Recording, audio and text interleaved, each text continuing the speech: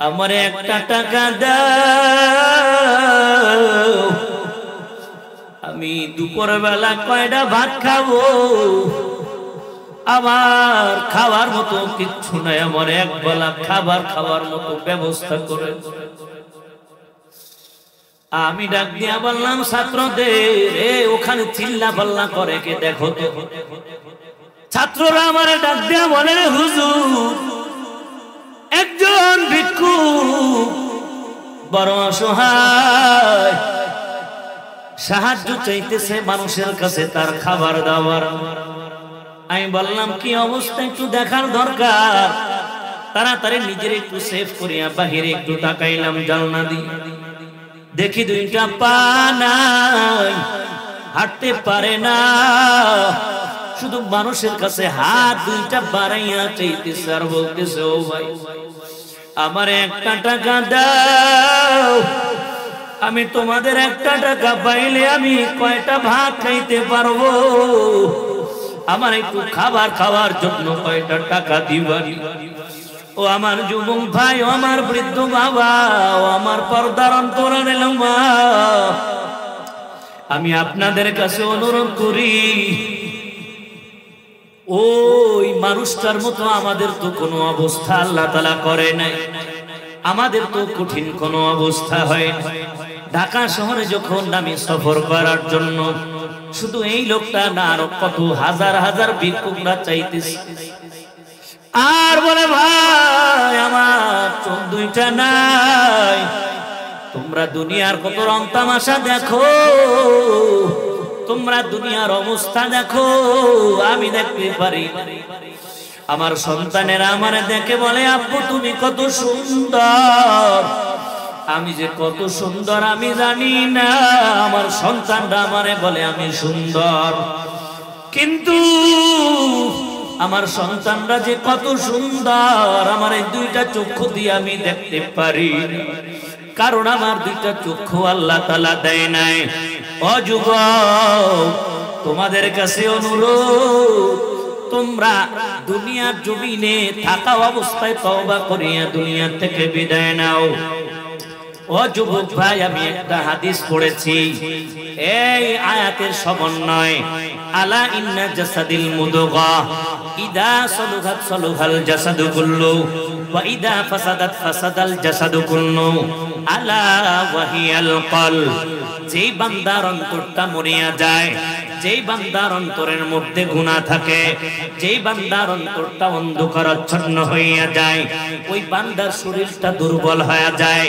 যেই মানুষটার অন্তরটা শক্তিশালী থাকে, ওই মানুষের শরীরটা শক্তিশালী হয়ে যায়। যেই মানুষের অন্তর শক্তিশালী না দুর্বল হয়ে যায়, ওই মানুষটার গুনাহ করতে করতে করতে করতে মনের অবস্থা যাইয়া তার ব্রেনের উপরে ইফেক্ট করে, আঘাত লাগে, তার শরীরের মধ্যে ইফেক্ট পড়ে। ও দুনিয়ার মানুষ, আমার যুবক ভাই, ও আমার পর্দার অন্তরালের মা বোনেরা, ও আমার যুবক ভাই যুবতী বোন, আমি আজকে আসছি আর আসবো কিনা আমি জানি না। আমি তোমাদের কাছে বলিয়া যাই রে আমার যুবক ভাই যুবতী বোনেরা, শেষ তওবা করবা যতদিন পর্যন্ত তোমার অন্তরের মধ্যে তোমার আল্লাহ তাআলার ভয় তুমি ঢুকাইবা না, যতদিন পর্যন্ত তুমি অন্তরের মধ্যে ঢুকাইবা না আল্লাহর ভয়, ততদিন পর্যন্ত তুমি গুনাহ ছাড়তে পারবা না। ততক্ষণ পর্যন্ত বান্দা গুনাহ ছাড়তে পারবা না যতক্ষণ পর্যন্ত আল্লাহর ভয় অন্তরে ঢুকাবা না, আর ততক্ষণ পর্যন্ত আল্লাহর ভয় তোমার অন্তরে আসবে না যতক্ষণ পর্যন্ত তুমি আল্লাহ ওয়ালাদের সংস্পর্শে না যাবা। আলহামদুলিল্লাহিল্লাযী জাআলাশ শামসা ওয়াল কমারা বিহুসবান ওয়ান নাজমা ওয়াশ শাজারা ইয়াসজুদান ওয়া ফাদ্দালা জামানান আলা জামান কামা ফাদ্দালা মাকানান আলা মাকান وإنسانا على إنسان ونشهد أن لا إله إلا الله وحده لا شريك له لا ضد له ولا ند له ولا مثل له ونشهد أن سيدنا وسندنا وحبيب ربنا وطبيبنا وطبيب قلوبنا ومولانا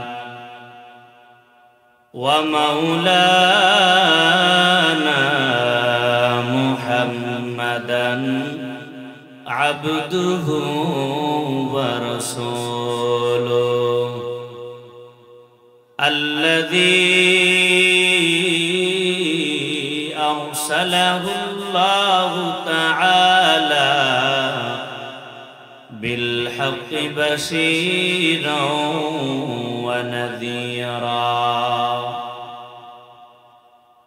وداعيا إلى الله بإذنه وسراجا منيرا عما بعد فأعوذ بالله من الشيطان الرجيم بسم الله الرحمن الرحيم وأما من خاف مقام ربه ونهى النفس عن الهوى فإن الجنة هي المأوى قال النبي صلى الله عليه وسلم ألا إن جسد المضغة إذا صلحت صلح الجسد كله وإذا فسدت فسد الجسد كله ألا وهي القلب أو كما قال النبي عليه الصلاة والسلام صدق الله مولانا العظيم وصدق رسوله النبي الكريم ونحن على ذلك من الشاهدين والشاكرين والحمد لله رب العالمين اللهم صل على محمد النبي الأمي وعلى آله وسلم تسليما محمد نے آकर کفر کو مٹایا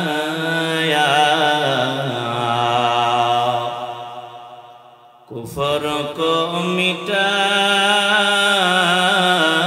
کر صداقت بتایا بلغ العلا بکمالہ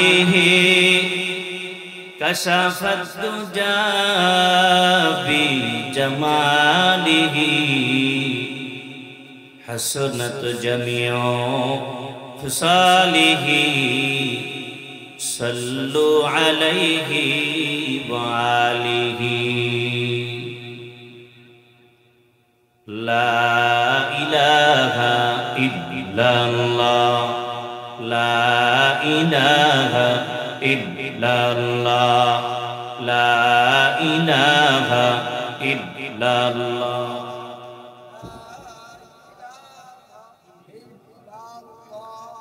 لا إله إلا الله لا إله إلا الله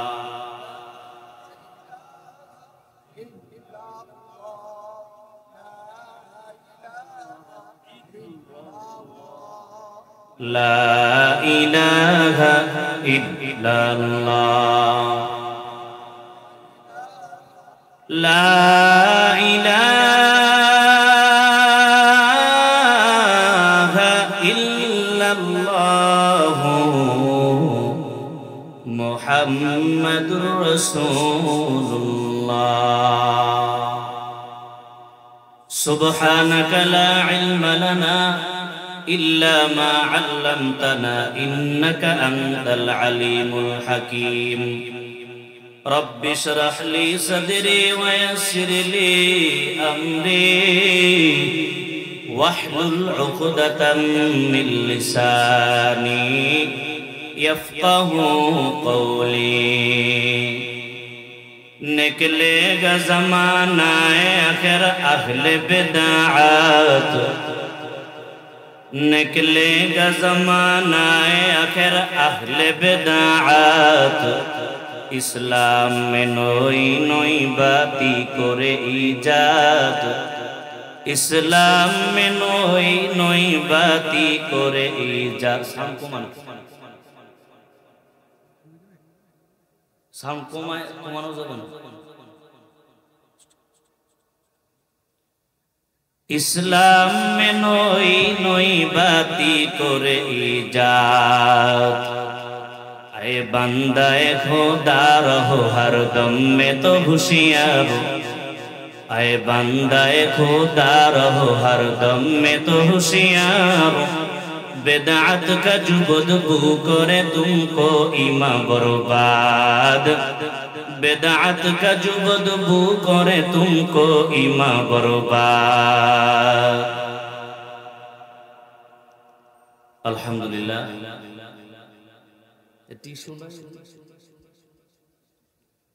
বাইতুন নাজাত জামে মসজিদ কমিটির উদ্যোগে পঞ্চম বার্ষিক 2 দিন ব্যাপী ওয়াজ মাহফিলের आज द्वितीय दिन तथा समापनी दिनेर सर्वशेष अधिवेशने उपस्थित सम्मानित सभापति अलहाज मोहम्मद सुलाइमान शेख सभापति বাইতুন নাজাত জামে मस्जिद उपस्थित प्रधान अतिथि अलहाज हजरत मौलाना मुफ्ती रशीद अहमद साहेब दामद बरकातुहुम शेखुल हदीस गोलखाली कैडेट स्कूल माद्रासा खुलना और उपस्थित হয়েছেন इस्लामी आंदोलन बांग्लादेश खुलना महानगरीर सिनियर सह सभापति शेख मोहम्मद नासिरुद्दीन साहेब उपस्थित अल्लाह पाकेर आशिकीन जाकिरीन शाकिरीन मुहिब्बिन मुरब्बिन आवाम आरो उपस्थित आছেন আমার কলিজার টুকরা সমবয়সী ভাই ও বন্ধুগণ স্নেহের ছোট ভাই পর্দার আড়ালে আছেন সম্মানিত শ্রদ্ধা মা ও বোনেরা সৃষ্টির স্রষ্টা মহান রব্বুল আলামিনের দরবারে লাখো কোটি শুকর ও সুজুদ যে মহান রব্বুল আলামিন আমাদেরকে মহব্বত করে মায়া করে মেহেরবানি করে এই দিনী মজমায়ে বসবার মতো কথা বলবার মতো শুনবার মতো तौफीक दान करेছেন এজন্য মহান মালিকের দরবারে কালেমাতুশ শুকর আদায় করি আলহামদুলিল্লাহ লক্ষ কোটি দুরুদ ও সালাম সাইয়্যিদুল মুরসালিন রাহমাতাল লিল আলামিন সাইয়্যিদুস সাকালাইন ইমামুল মুরসালিন শফিঈ আযম রাসূল আকরাম রাহমাতে আলম নবিয়ুল আরব ওয়াল আজম হাবিবে কিবরিয়া আশরাফুল আম্বিয়া সাইয়্যিদুল আম্বিয়া शफीअ महशर साक़े कौसर आक़ाए नमदर मदीना का ताजदार आफ़ताब नबुव्वत फ़ख्र मौजूदार सय्यदुल मखलूक़ात हज़रत मुहम्मद रसूलुल्लाह सल्लल्लाहु अलैहि वसल्लम আল্লাহ পাক রব্বুল আলামিন আমাদেরকে এখানে আনছেন বলে আমরা আসতে পারছি কথা ঠিক না বেঠি আল্লাহ তাআলা বড় মেহেরবানি প্রায় 1 থেকে 1.5 মাস ধরে কষ্ট করে এই মাহফিল বাস্তবায়ন করেছে যারা আল্লাহ তাদের মেহনতকে কবুল করেন আমি আপনাদের সামনে সংক্ষিপ্ত পরিসরে রাত অনেক হয়ে গেছে যেই সময় আমাদের মুরব্বীদের উসুল হলো রাত 11টা থেকে 11:30টার মধ্যে মাহফিল সমাপ্ত করতে হবে। আবার ফজরের নামাজ, ফরজ কাজা করে নফল ইবাদতের কোনো প্রয়োজন নাই। অল্প কিছু কথা বলবো, আল্লাহ তাআলা আমাদেরকে শোনা এবং বলার মতো তৌফিক দান করেন। আমি আপনাদের সামনে কথা বলার জন্য পবিত্র কালামুল্লাহ শরীফ থেকে 2 টুকরা আয়াত কারিমা তেলাওয়াত করেছি। বিশ্ব নবী, শ্রেষ্ঠ নবী, মহানবী, জিন্দা নবী, হায়াতুন নবী, তার পবিত্র জবানের অসংখ্য অগণিত হাদিসের মধ্য থেকে এক টুকরা হাদিস আমি পড়েছি। দয়াময় আল্লাহ পাক রব্বুল আলামিন যদি কবুল করেন তেলাওয়াতকৃত আয়াত এবং হাদিসের সমন্বয় আমাকে কিছু কথা বলার, আপনাদেরকে শুনবার মতো তৌফিক দান করেন। গোটা পৃথিবীবাসী এখন সবাই অশান্তির বেড়াজালে আবদ্ধ, শান্তি নাই। ব্যক্তিগত জীবনে, সামাজিক জীবনে, পারিবারিক জীবনে, রাষ্ট্রীয় জীবনে, গোটা ওয়ার্ল্ডে শান্তি বলতে কিছু নাই। তাহলে আল্লাহ তাআলা এত বড় মালিক, শান্তি দেওয়ার মালিক, তিনি কেন এই শান্তিটাকে জিম্মি করে রেখেছেন? তার কারণ আর কিচ্ছু নাই, একমাত্র কারণ হলো বান্দার কর্মের ফসল। বান্দা যতক্ষণ পর্যন্ত আল্লাহর গোলামি করবে ততক্ষণ পর্যন্ত সে শান্তি তার অন্তরে থাকবে, সমাজে থাকবে, রাষ্ট্রে থাকবে, বিশ্বের মধ্যে থাকবে। বান্দা ইবাদত ছেড়ে দিবে, শান্তি দেওয়ার মালিক সেই শান্তি প্রশান্তি দেওয়া বন্ধ করে দিবে। আল্লাহ পাকের ইবাদতের যেই পদ্ধতি, যেই সিস্টেম, তার 1 নম্বর সিস্টেম হলো আল্লাহকে ভয় করা। বান্দা যতক্ষণ পর্যন্ত সে গুনাহ ছাড়বে না ততক্ষণ পর্যন্ত তার ইবাদত করতে মনেও চাবে না।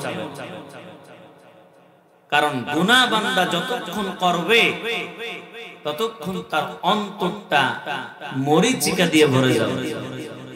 এটা পরিষ্কার করার মেডিসিন আছে না নাই?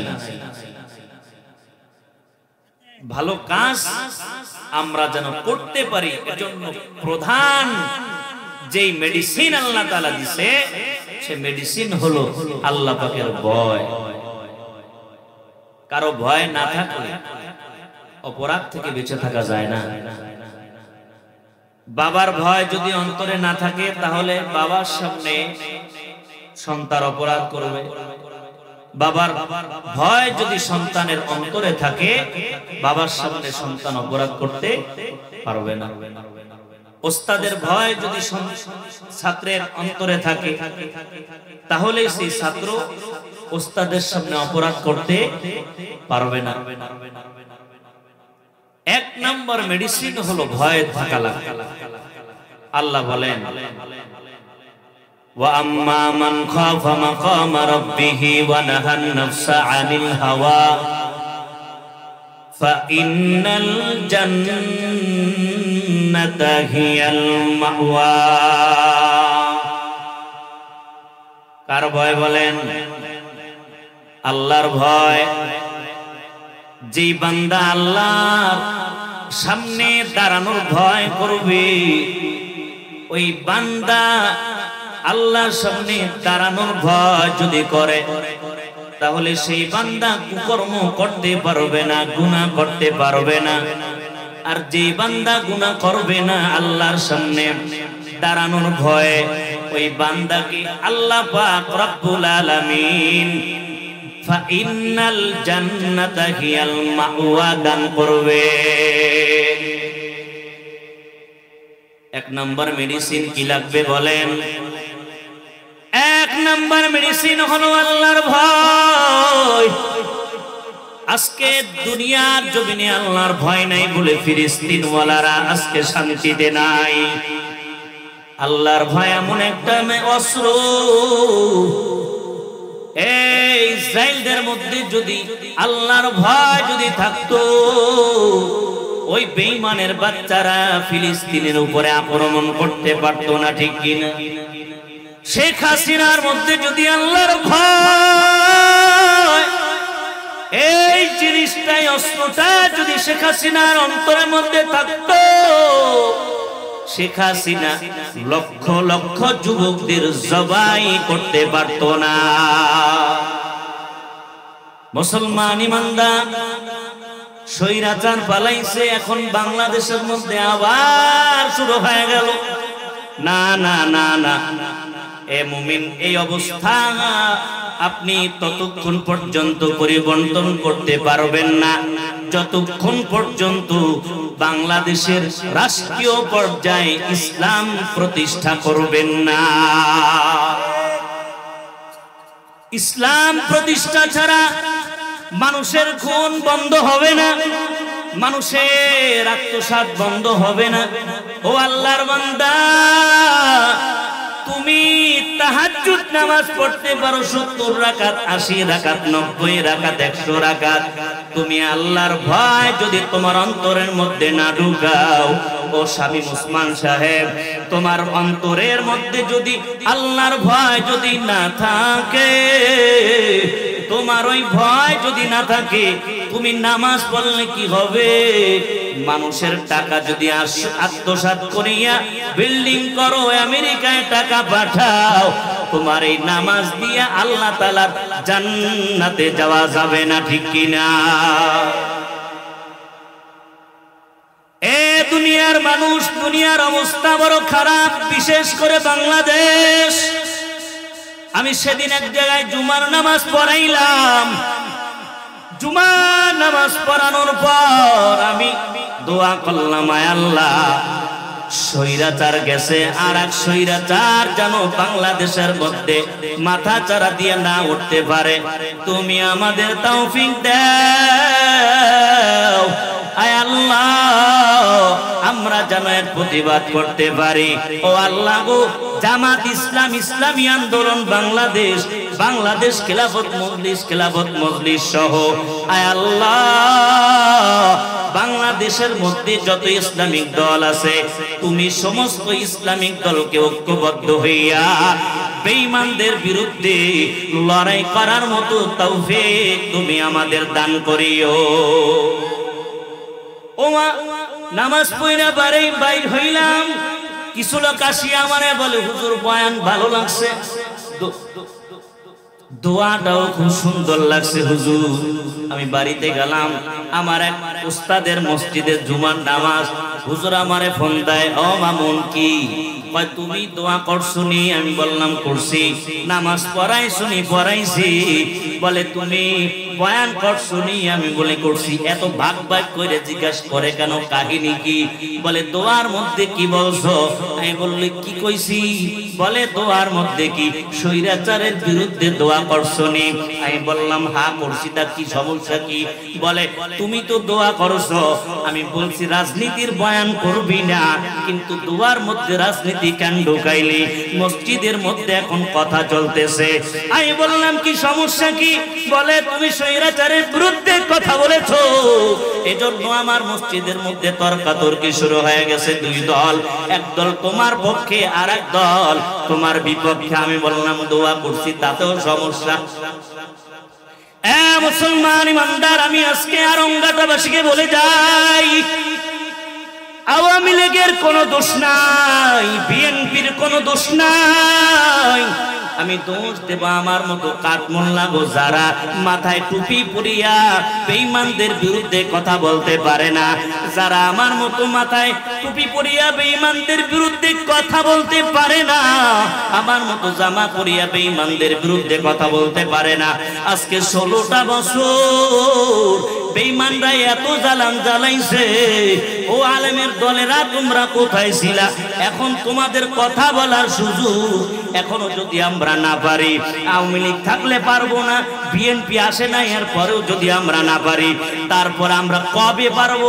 আওয়ামী লীগ আসলে পারবো না, বিএনপি আসলে পারবো না, তাহলে আমরা কবে পারবো? আমরা বুঝি না, আমরা আওয়ামী লীগ বুঝি না, বিএনপি বুঝি না, আমরা কোনো দল বুঝি না।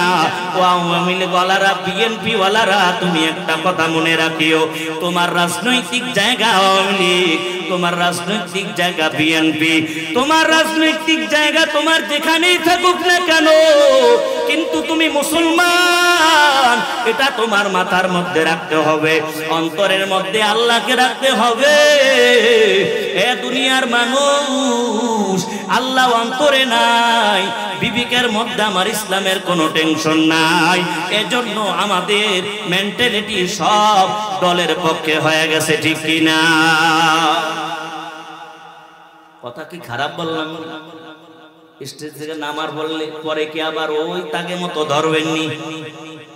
আমি তো বলছি আমার সামনে যদি হয়, আল্লাহর কসম খেয়ে বলি, আমার মাথার উপরে চরমোনা পীর সাহেব হুজুরের দোয়াস, নাইবে আমিরুল মুজাহিদিন মুফতি ফয়জুল করিম দামাত বারাকাতুহুমের থুতু আমার জিহ্বায় লেগেছে, আমি তা খেয়েছি।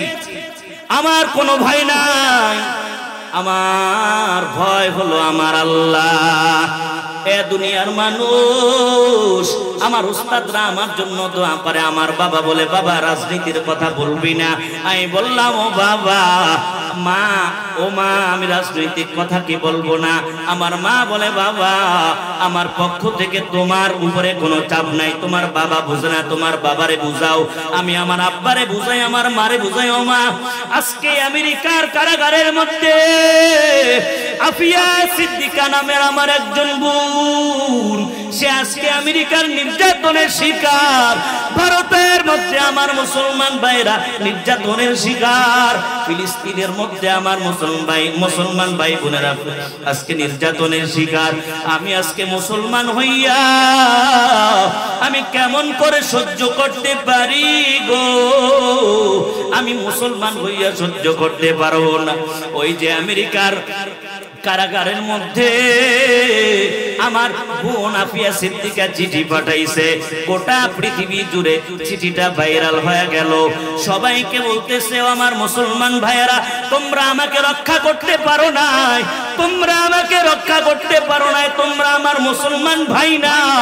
ও আমার আরঙ্গাটার যুবক ভাই, তোমাদের কাছে আমার একটা প্রশ্ন, আজকে এমন আফিয়া সিদ্দিকা, কত আফিয়া সিদ্দিকা এমন ভাবে নির্যাতনের শিকার, আমাদের হিসাবের বাইরে, কথা ঠিক কিনা জোরে কর? আপনারা কি ভয় পাইতেছেন? ভয় পাওয়ার কোনো সুযোগ নাই। মুসলমানের ইমানের আওয়াজ, মুসলমানের ইমানের আওয়াজ যতক্ষণ পর্যন্ত থাকবে, বেঈমানের বাচ্চারা আমাদের বিরুদ্ধে স্লোগান দেওয়ার সুযোগ পাবে না, পাবে না। ইমানের ঘরের মধ্যে ইমান থাকতে হবে মুসলমানের অন্তরে। কেমন? ঘরের মধ্যে আওয়াজ, বড়দের আওয়াজ, মুরব্বীদের আওয়াজ, চোর আসছে, চোর আসিয়া দেখতেছে, কানের মধ্যে মুরব্বীদের আওয়াজ, ঘরের মধ্যে ঢোকা যাবে না, গেলেই খাবে কেন? কিছুক্ষণ পরে আবার আসিয়া দেখতেছে বাচ্চাদের কান্নাকাটির আওয়াজ, ভিতরে যায় না, ভয়, না না ভিতরে যাওয়া যাবে না, ভিতরে যাওয়া যাবে না, গেলেই মানুষ টের পেয়ে যাবে, আর বাচ্চারা কান্নাকাটি করা বেশি শুরু করে দেবে, আমরা মায়ের খাইতে হবে। কিছুক্ষণ পরে আবার ঘরের সামনে যাইয়া দেখে মহিলাদের আওয়াজ, বলে না না এখানে যাওয়া যাবে না। এভাবে চলতেছে, রাতের পর রাত চলতেছে, চোর ঢুকতে পারে না। কারণ কি? প্রথমে পুরুষদের আওয়াজ, এরপরে বাচ্চাদের আওয়াজ, এরপরে মহিলাদের আওয়াজ।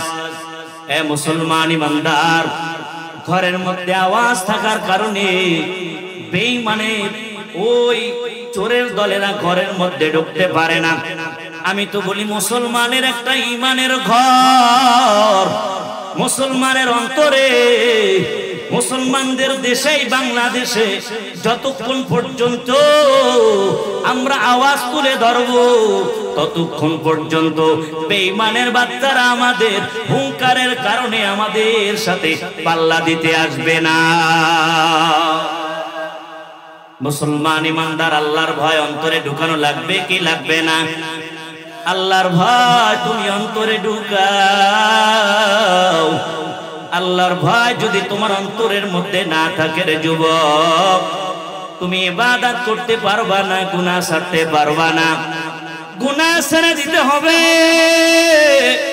গুনাহ যদি না ছাড়ো তোমার ঈমান মজবুত হবে না। গুনাহের কারণে কিন্তু ঈমান আপ ডাউন করে। বান্দা যখন ঈমানের পার্সেন্ট বাড়াইয়া দেয় তখন এই বান্দার ঈমানের পার্সেন্ট কমিয়া যায়। বান্দা যখন গুনাহ কমাইতে থাকে বান্দার ঈমানের পার্সেন্ট বাড়তে থাকে। আবার বান্দা যখন গুনাহের পার্সেন্ট বাড়াইতে থাকে ঈমানের পার্সেন্ট কমতে থাকে। মাঝে মাঝে বেঈমানের বাচ্চারা যখন আমাদের বিরুদ্ধে কথা বলে আমরা যেতে ভয় পাই। ও দুনিয়ার মানুষ, আল্লাহর ভয় কেমন তুমি তোমার অন্তরের মধ্যে ঢুকাইবা? আমি বলবো নাকি নারা নাকি ভাববেন? অল্প সময় আল্লাহ তাআলা তৌফিক দান করেন, বলেন আমিন। ও দুনিয়ার মানুষ, বেলাল, আফ্রিকার বেলাল, আল্লাহর ওই বান্দা, কালো মানুষ, কালো আফ্রিকার বেলাল, ওর অন্তরটা কত ভালো। আকাশেতে লক্ষ তারা, এক চাঁদের আলো রে, লক্ষ কোটি মাংসের ভিড়ে একজন খাঁটি আল্লাহওয়ালা ভালো রে, ঠিক কিনা? ওরে আফ্রিকার বেলাল কালো কালো, কিন্তু তার অন্তরটা এত ভালো। ওরে আল্লাহর বান্দা, কালেমা পড়িয়া মুসলমান হয়ে গেল, নবীর হাতে হাত লাগাইছে। এখন শুধু আল্লাহর ভয়। আমার নবী মেরাজ থেকে আসিয়া বেলাল রে ডাক দিয়া বলে, রে বেলাল, তুমি এমন কি ইবাদত করো, তোমার ইবাদতের কারণে আল্লাহ তাআলার আরশে আযমে যাইয়া আমি তোমার পায়ের আওয়াজ পাই। বলে, ও নবী, আমি এমন কোন আমল করি না। কি করো? বলে, আমি এমন আমল করি যে আমলটা আপনি আমাদেরকে মজলিসের মধ্যে শিখায় দিয়েছেন। কি আমল করো? বলে, আমি তাহিয়াতুল উযু পড়ি 2 রাকাত। আমি তাহিয়াতুল উযু ছাড়ি না যেদিন থেকে আপনার পক্ষ থেকে আমি শুনেছি। ও নবী, আমি তাহিয়াতুল উযু পড়ি, হয়তো বা আল্লাহ পাক রব্বুল আলামিন আমার এই আমলের কারণে এই বরকত দান করতে পারে। ও নবী গো, আপনি আমার জন্য দোয়া করবেন, আল্লাহ পাক রব্বুল আলামিন যেন আমাকে কবুল করেন। বেলালের মর্যাদা কি শুধু এতটুকু? ওরে ওই বেলাল কত ভয় আল্লাহকে করেছেন। উমাইয়ার একজন বান্দা ছিল। বান্দা বলতে কি বলে? চাকর ছিল। উমাইয়া এমন ভাবে তার উপরে নির্যাতন করত, এমন ভাবে আক্রমণ। উমাইয়া হঠাৎ করে একদিন তাকাইয়া দেখে বেলালের মুখ নাড়ায়, আর কি যেন আওয়াজ আসতেছে। বলে, কিসের আওয়াজ? কান লাগাইয়া শুনে কোন রবের ডাক ডাকে। বেলাল, তুমি কাকে ডাকো? তুমি কাকে ডাকো? বলে, আমি আমার রবকে ডাকি। বলে, তোমার রবকে? আমি তো তোর খোদা। বলে, না না, চুপ কর, তুই কথা বলবি না। বলে আমি কথা বলবো না, আমি তোর রব তো আমি তোর আবার রবকে বলে তুমি আমার রব নয়, আমার রব হলো আমার আল্লাহ, আমি আল্লাহর নামের জিকির করি। বলে তুই আল্লাহর নাম বন্ধ কর। বলে না না না, আমি আল্লাহর নাম বন্ধ করতে পারবো না। বলে কেন বন্ধ করবি না, আমি তো তোর রব, আমি তো তোর খোদা। বলে না না, তোমারে যে বানাইছে আমারেও সেই আল্লাহ বানাইছে, আমি সেই রবের বান্দা, তুমি আমারে এমন ভাবে বলতে পারো না। না না, তোকে এমন ভাবে বললেও তো হবে না, তোরে আমি কি করি দেখ। উমাইয়া বেলালের উপরে বিভিন্ন ধরনের আক্রমণ শুরু করলো। না না, এমন ভাবে চলবে না। বেলাল তো থামে না। বেলাল ডাক দিয়া বলে, ও উমাইয়া, তুমি আমারে কোনোভাবে পারবা না, আমারে যে আল্লাহ হেফাজত করে ওই আল্লাহর থেকে তুমি শক্তিশালী নয়। বলে তাই নাকি? বলে হ্যাঁ। এখন বেলালের গলার সাথে দড়ি লাগাইয়া টানা শুরু করবে। কিসের সাথে? উটের সাথে দড়ি লাগাইয়া দিল। উট দৌড়াবে আর বেলাল বালির উপরে ঘষতে থাকবে আর এই বড় নির্যাতন করবে। বেলালের গলার সাথে রশি বাঁধাইয়া উটের পার সাথে রশি লাগাইয়া এখন দৌড়াইতেছে উট। ওরে আল্লাহর বান্দা, বেলালের পিঠের আওয়াজ, পিঠের এত পরিমাণে আওয়াজ হইতেছে, ওই বালুমায় রাস্তা দিয়া যখন ঘষা খায় পিঠের এই পরিমাণে আওয়াজ, পড়া আওয়াজ। বেলাল তো কানের মধ্যে আওয়াজ পায় আর আল্লাহ রে বলে, আল্লাহ তোমারে আমি রব মানছি, আয় আল্লাহ তুমি ছাড়া আমার কেউ নাই, আয় আল্লাহ তুমি ছাড়া আমার কেউ নাই রে মালিক, আয় আল্লাহ উমাইয়ার নির্যাতন থেকে তুমি ছাড়া আমারে কেউ বাঁচাইতে পারবে না। ও আল্লাহ গো, তুমি আমারে হেফাজত করিও, যত কষ্ট আমারে দাও, আয় আল্লাহ তুমি আমারে ঈমান হারা করিও না রে আল্লাহ, তোমারে ডাকতে বড় মজা লাগে। ও আল্লাহ গো, তুমি আমারে বাঁচাও রে মালিক। আবু বকর তাকাইয়া দেখে উমাইয়া এমন পরিমাণে নির্যাতন করে, বেলালের সহ্য হয় না। আবু বকর ডাক দিয়া বলে, ও উমাইয়া, তুমি আর বেলাল রে মারিও না, আমার কাছে দিয়া দাও, আমার একজন গোলাম তুমি নিয়ে নাও, আর তোমার গোলাম বেলালকে আমার কাছে দিয়া দাও।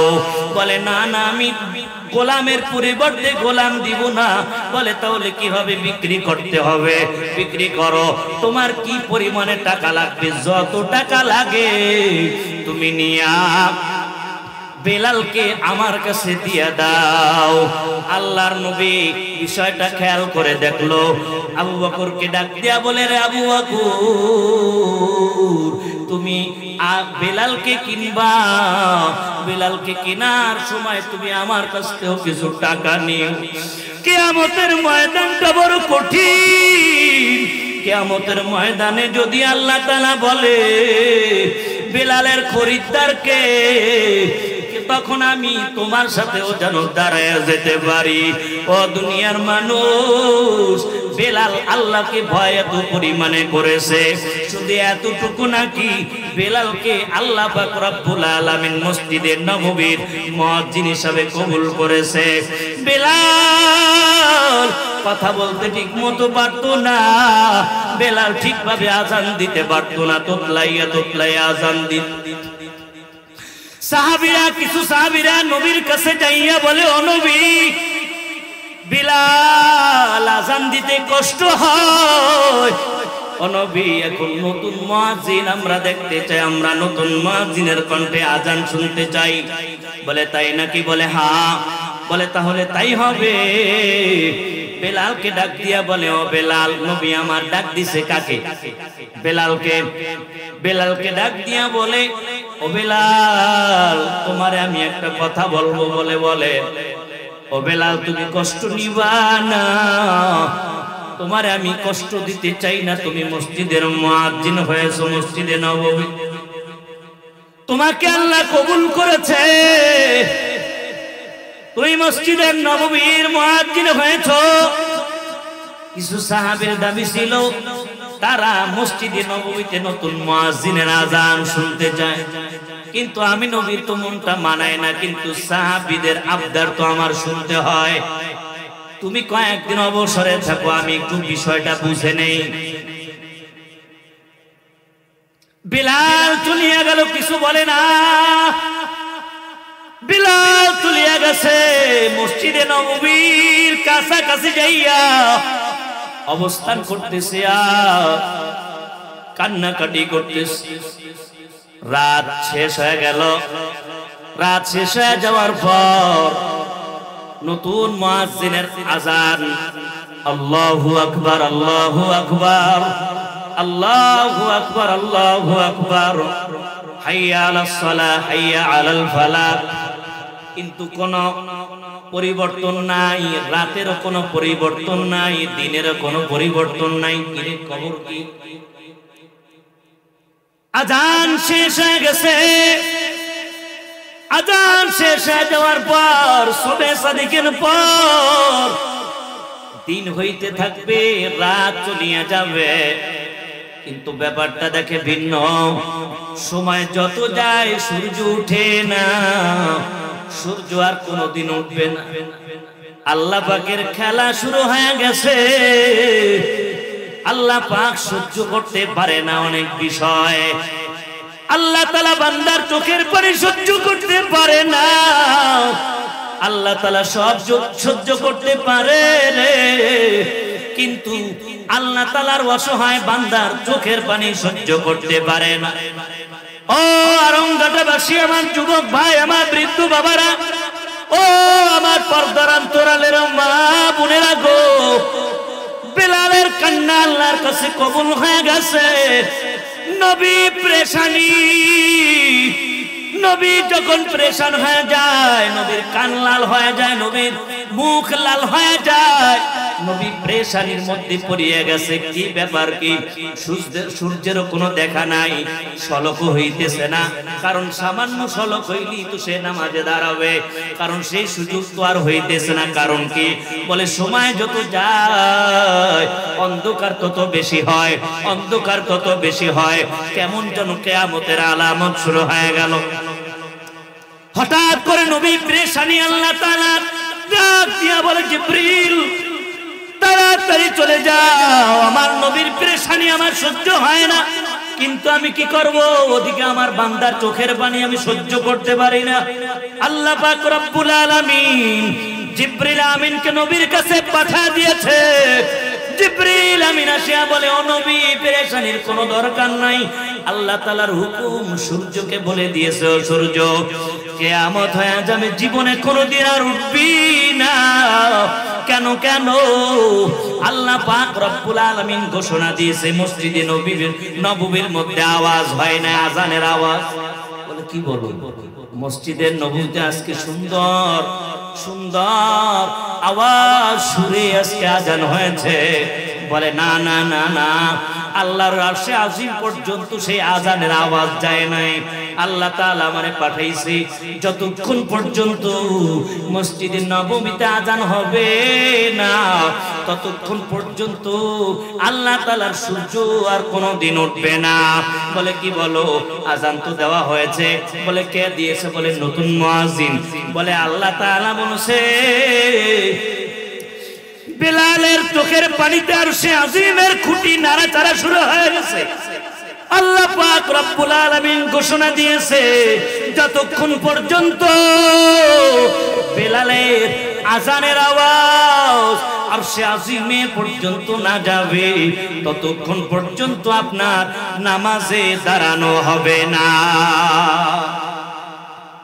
বলে তাই নাকি? বলে হ্যাঁ। ঠিক আছে, তুমি যাও। সাহাবীরা কোথায় আছো? আসো তাড়াতাড়ি, আমার বেলালকে ডাক দাও। বেলালকে ডাক দেওয়া হলো। ও বেলাল, তোমার কি হালাত? বলে, ও নবী, আমার জীবনে কেউ নাই আপনি ছাড়া, আমার আল্লাহ ছাড়া। আমি জীবনে আপনার কাছে কিচ্ছু চাই নাই রে নবী। মসজিদের নববীর মুয়াজ্জিন আমি হইতে চাই না। আপনি আমারে মসজিদে নববীর মুয়াজ্জিন বানাইছেন রে নবী। আমার চেহারা ভালো না, আমার কণ্ঠ ভালো না, আমি একজন জাহান্নামী পাপী। আমারে আপনি দয়া করিয়া মসজিদে নববীর মুয়াজ্জিন বানাইছেন। আপনি আমারে মুয়াজ্জিন বানাইছেন, আপনি আমারে আদর করিয়া মুসলমান বানাইছেন গো নবী। আপনি আবার আমারে মুয়াজ্জিন থেকে অব্যাহত দিয়ে দিয়েছে। আমি সবকিছু সহ্য করতে পারি গো নবী, কিন্তু আমি আপনার দয়া থেকে আপনার ভালোবাসা থেকে বিরত থাকতে সহ্য করতে পারি না। আমি আর মসজিদে নববীতে আমি আজান দিতে পারবো না। আমি সারা রাত ঘুমাই নাই রে নবী। আমি সারা রাত আমি আল্লাহ তাআলার কাছে কাঁদছি আর আল্লাহর কাছে আমি ক্ষমা চাইছি। আল্লাহ, আমি কি অপরাধ করলাম? আয় আল্লাহ, আপনি আমারে মাফ করে দেন। আমার আল্লাহ মনে হয় সহ্য করতে পারেন। ও নবী, আপনি আমারে মাফ করিয়া দেন। আমি কি ভুল করলাম আমি জানি না রে নবী, আপনি আমারে দয়া করে মাফ করে দেন। বলে তোমার কোনো অপরাধ নাই। আমি আমার সাহাবীদের আবদার রাখতে যাই এমন ঘটনা ঘটাইলাম। ঠিক আছে বেলাল, আয় আমার বুকে আয়, আয় আমার বুকে আয়, আমি তোরে একটু মোলাকাত করি। যা এখন মসজিদের নববীর সামনে যাও, যাইয়া দ্রুত আজান দাও। বেলালের আজান দেওয়া শুরু হয়ে গেল। আল্লাহ তাআলার কুদরতি খেলাও শুরু হয়ে গেল। আস্তে আস্তে করে করে সড়কের দিকে যাইতেছে। নবীও নামাজে দাঁড়াইলো, নামাজও শেষ করলো। ও দুনিয়ার মানুষ, বলেন আল্লাহর ভয় কেমন বড় দামি। এই বেলাল তো এক সময় জাহান্নামী বান্দা ছিল। এই আল্লাহর বান্দা জাহান্নামী, কিন্তু আল্লাহর ভয়ের কারণে আল্লাহ তাআলার প্রিয় হইয়া এরপরে আল্লাহ তাআলার দুনিয়াতে থাকা অবস্থায় তার কারামতি দেখাইয়া বিদায় হয়েছে। ইয়া ইলাহি তু মেরা মাবুদ হায়, ইয়া ইলাহি তু মেরা মাশুক হায়। এ যুবক, আল্লাহ ছাড়া তোমার আমার কেউ আপন আসেনি? বলো। আরে মুরব্বিগত জোর নাই, তোমাকে তো এখন সময়। এ যুবক, সময় অনেক কাজে লাগাও, সময়ের বড় দাম। সময় যদি কাজে না লাগাইতে পারো, আল্লাহ পাকের কাছে যাইয়া তুমি কি জবাব দিবা? এই দুনিয়ার রং তামাশা বাদ দাও, আল্লাহ পাকের কাছে দোয়া করো আর জাহান্নামের ভয় করো। এ দুনিয়া কিছুই না, ঠিক কিনা? এ দুনিয়া সবই পর, কবর যে তোর আসল ঘর, ঠিক কিনা করে কন? এ দুনিয়া সবই পর, কবর যে তোর আসল ঘর।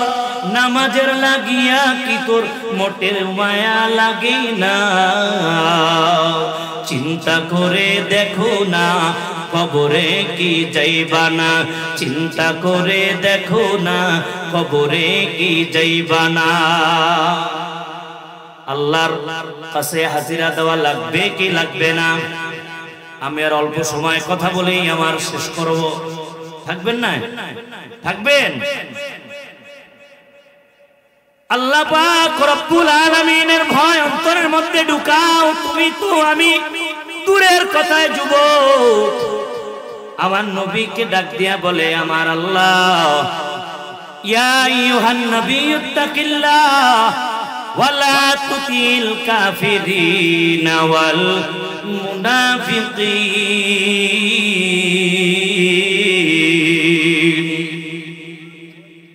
আল্লাহ পাক রব্বুল আলামিন বলে, হে নবী, আপনি আমি আল্লাহর ভয় অন্তরে ঢুকান। আপনি আমি আল্লাহর ভয় অন্তরে ঢুকান আর কাফের মুনাফিকদের অনুসরণ করবেন না। শুধু তাই নাকি, আল্লাহ পাক রব্বুল আলামিন ভয়ের কথা এমন ভাবে বলেছেন, ইন্নামা ইয়াখশাল্লাহা মিন ইবাদিহিল উলামা। যারা উলামায়ে কেরাম আল্লাহ তাআলাকে তারাই বেশি পরিমাণে ভয় করে। এ নবীর উম্মত, আল্লাহর সম্পর্কে আমাদের জানতে হবে। আমরা যতক্ষণ পর্যন্ত আল্লাহ সম্পর্কে জানবো ততক্ষণ পর্যন্ত আমাদের অন্তরের মধ্যে ভয় থাকবে। আমরা আল্লাহ সম্পর্কে জানবো না, আমাদের অন্তরের মধ্যে ভয় হবে না। আর আমরা জানবো কি? আমি কুয়াকাটা হুজুরের ভুল ধরবো, আমি মিজানুর রহমান আজহারীর ভুল ধরবো, আমি চরমনা পীর সাহেব হুজুরের ভুল ধরবো, আমি মুফতি ফয়জুল করিম সাহেব হুজুরের ভুল ধরবো, আমি খালিদ সাইফুল্লাহ আইয়ুবের ভুল ধরবো, আমি তো উলামায়ে কেরামের ভুল ধরার জন্য রেডি হইয়া বইসা রইছি। আর আমার কাছে তো গজব, এই মোবাইল নামের গজব, ফতুয়া বিভাগ তো আছেই। হুজুর কি বললো খুঁজা খুঁজা নেট হুজুরে দেখে আর বাইর করে দেখে, হুজুর আপনি যা বলছেন আপনারটা ঠিক না, আমার এই হুজুর যা বলছে তাই ঠিক। বড় ফতুয়া আলেম একজন ঠিক বললো, ওনারটা বেঠিক হয়ে গেল, কিন্তু ওনার পছন্দনীয় একজন হুজুর প্রেম প্রীতির আলাপ করে, মাইয়া গো কথা একটু কয়, আর যৌবনের রস যুবকদের জিহ্বার মধ্যে লাগাইয়া দেয়, আর এই রস পাইয়া যুবকরা ওই হুজুরের ভক্ত হইয়া যায় আর বলে এই হুজুরই তো ভালো, আমাকে প্রেমের বিরুদ্ধে কথা কয় না, আমাদের পক্ষেই তো কথা কয়। ও আমার যুবক ভাই মনে রাখিও, শয়তানের বড় অস্ত্র, বড় অস্ত্র বেগানা মহিলা, বেগানা মহিলা দিয়া যদি তুমি তোমার জীবনটাকে সাজাও, না না হবে না। চাকা গোল পয়সা গোল, গোলালু গোল, এর চেয়ে বেশি গোল মনের গন্ডগোল। কাক কালো কোকিল কালো, কালো মাতার কেশ, এর চেয়ে বেশি কালো মনের হিংসালেশ। নিম তিতা নিমতা তিতা আরো তিতা খর, এর চেয়ে বেশি তিতা 203 ঘর। মেয়ে যদি কমলতি কি ভা মন্ত্র জানে রে, প্রেমে রশি গলাই বাইদা আস্তে আস্তে টানে রে। শহরে বাজারে দেখো নারীদের ঢল, পর্দাবিহীন তারা করে ঝলমল, অন্যকে তার দিকে আসে বানায়, দেশটা আজি ধ্বংসে নারীর বেপরদায়। ঠিক কিনা জোরে কও? এ যুবকরা কথা কও না কেন? প্রেম করো, পরবানারে যুবক ভাই, প্রেম প্রীতি বাদ দিয়া তোমরা ইসলামী ছাত্র সংগঠন যেগুলো আছে, আমাদের চরমনা পীর সাহেব হুজুরের গঠিত ইসলামী ছাত্র আন্দোলন বাংলাদেশে তোমরা ঢুকতে পারো। এখানে সারা বাংলাদেশের মধ্যে আদর্শিক একটা ছাত্র সংগঠন, তাদের দিকে তাকাইলে তোমরা বুঝতেও পারবা না।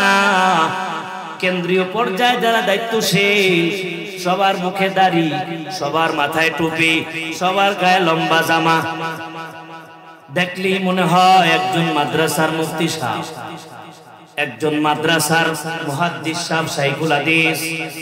দেখলেই মনে হয় আল্লাহর ওলি, দেখলেই মনে হয় মুহাম্মদ বিন কাসেম। এ যুবক, দুনিয়ার কতদিন, এই দুনিয়া থেকে তোমার আমার যাওয়া লাগবে। আল্লাহর ভয় অন্তরের মধ্যে ঢুকাইয়া এরপরে তোমরা বিদায় নাও।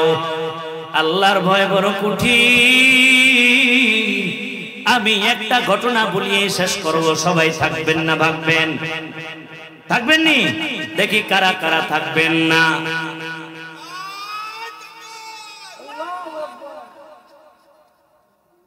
একটু ভুল হয়ে গেল না?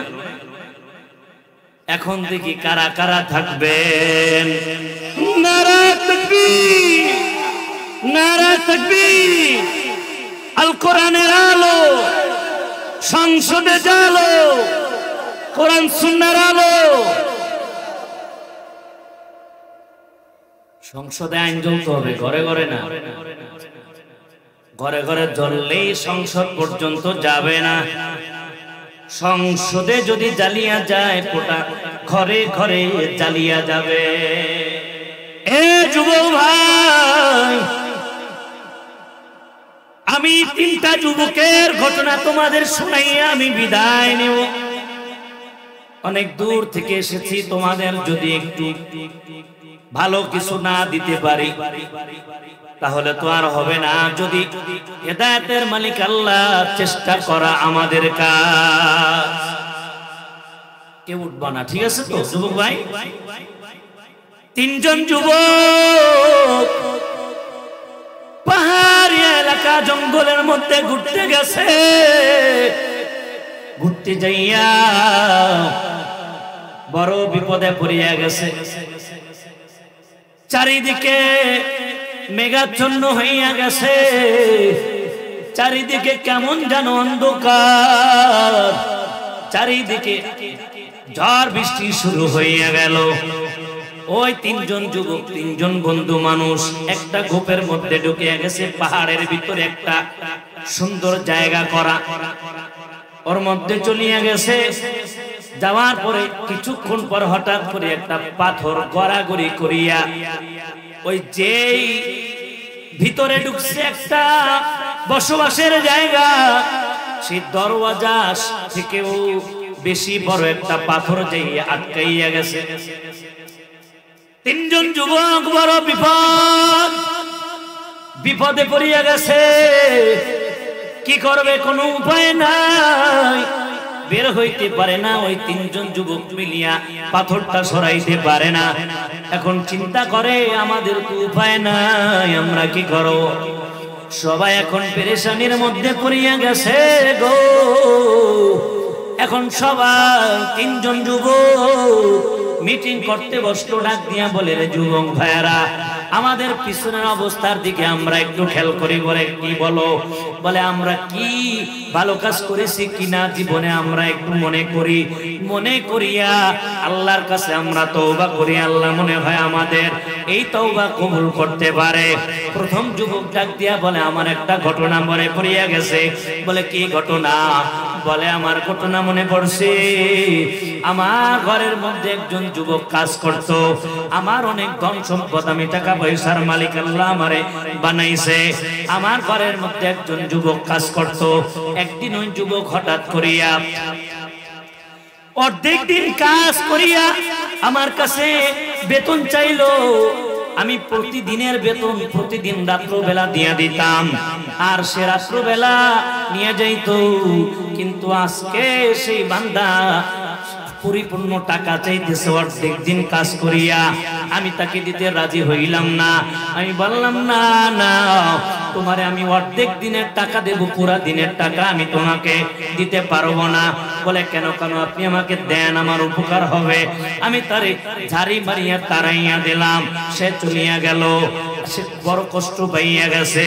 পরে আমি চিন্তা করলাম, না না না, আমি আমার আল্লাহর সামনে দাঁড়াইতে পারবো না।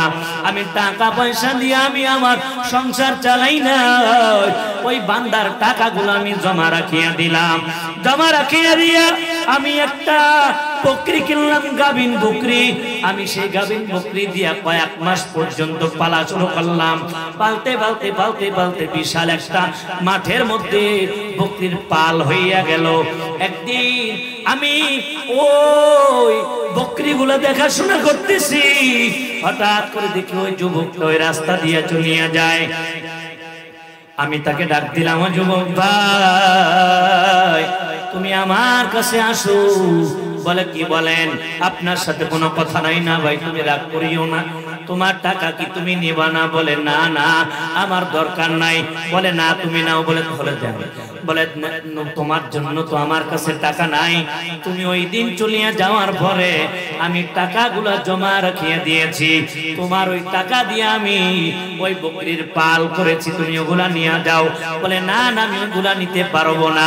আমি সত্যি বলছি, আমি তোমার জন্য তোমার ওই টাকা দিয়ে আমি এই বকরির পাল করেছি, তুমি নিয়ে যাও।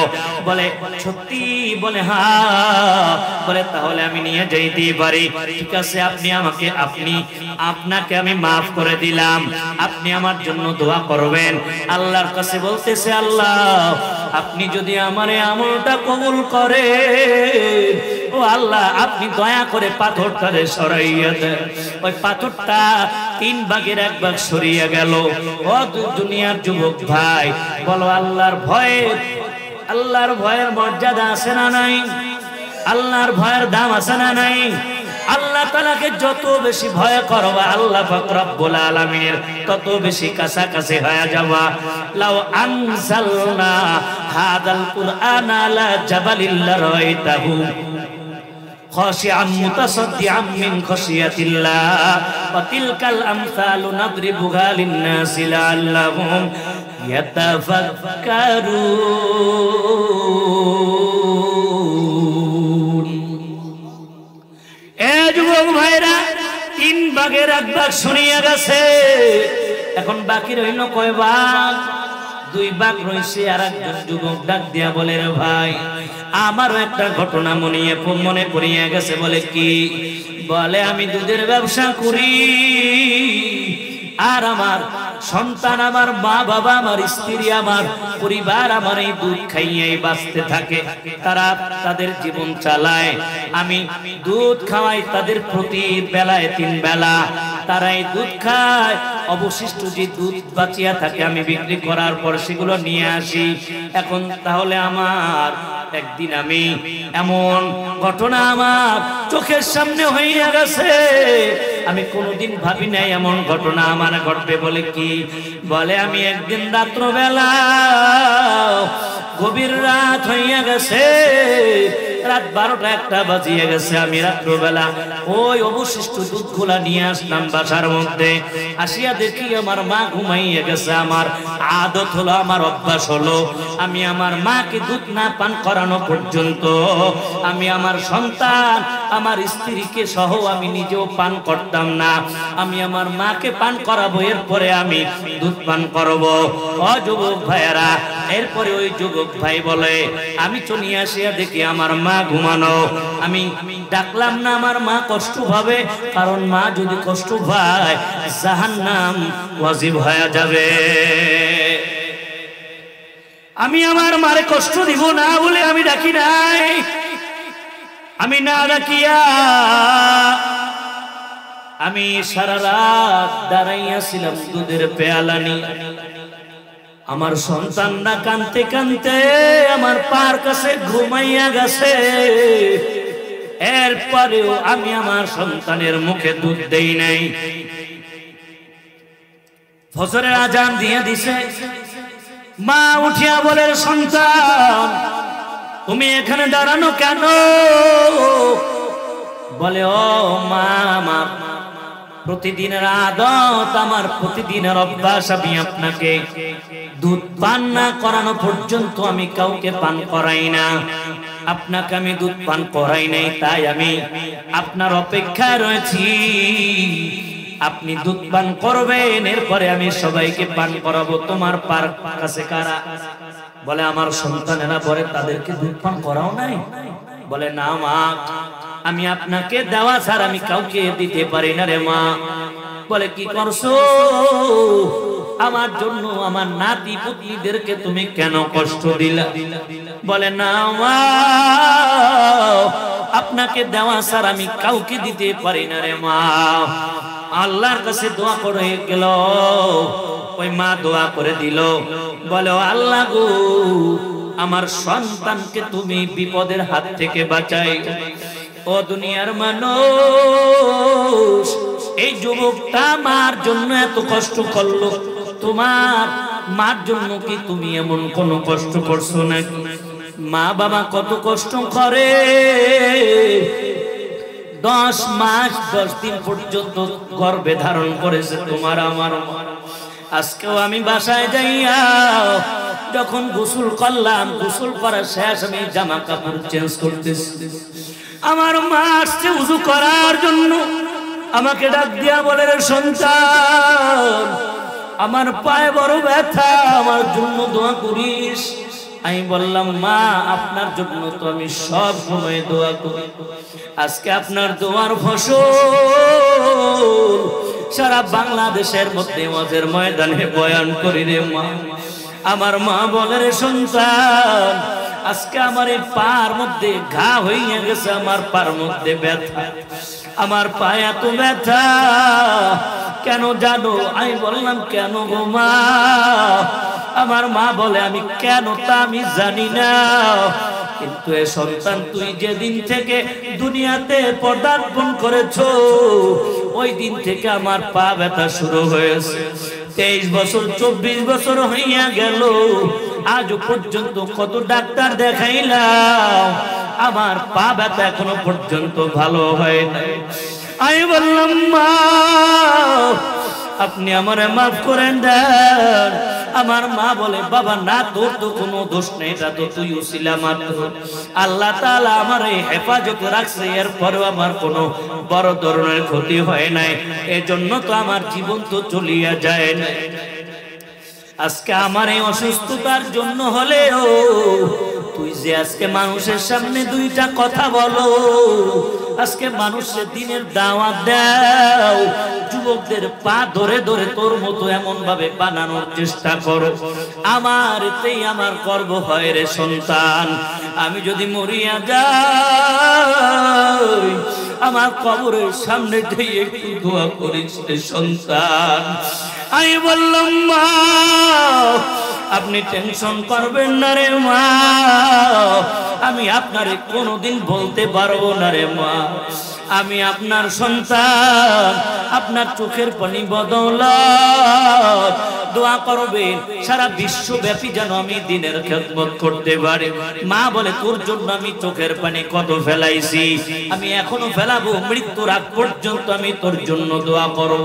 তুই আমার আদরের সন্তান, কত মানুষ চাইছে সন্তান তারে আমারে দাও, হাফেজ সন্তান আমার দরকার, আমি তারপরও দেই নাই। আমার আত্মীয় স্বজন, তুই আমার সম্পদ, 4টা সন্তানের 4 নম্বর সন্তান তুই আমার ছেলে সন্তানের, 3টাকে চেষ্টা করছি হয় নাই, তুই আমার চেষ্টার ফসল, তোরে আল্লাহ কবুল করছে, তুই আমার জন্য নেয়ামত। আমি বললাম মা আমি আপনার জন্য যেমন নেয়ামত, আমার থেকে আপনি আমার জন্য বড় নেয়ামত। এ যুবকরা মারে কষ্ট দিবানি বলো না ভাই? যদি আমার সামনে আসিয়া বলো হুজুর আমাদের 2টা পা ধরে বলেন, এরপরে আমরা শুনব, এরপরও তোমার পা ধরতে আমি রাজি। আজকে বুঝবা না মা চলিয়া গেলে আমি যখন একা একা থাকি মাদ্রাসার ভিতর আর চিন্তা করি আজকে আমার মা আমার কাছে নাই, এমন একদিন আসবে, এমন একদিন আসবে আমার মা কবরের বাসিন্দা হইয়া যাবে, আমার মা আমার সামনে আসবে, আমি আমার মায়ের দেখা চিরদিনের জন্য আমি হারাইয়া ফেলবো। সেদিন আমার কি অবস্থা হবে? 3-4 মাস পরে বাড়ি গেলে মার দেখা, মারে ফোন করিলে মা আমি আসতেছি, আমি আসতেছি, এই কথা শুনিয়া মা যে কতবার ফোন দেয়।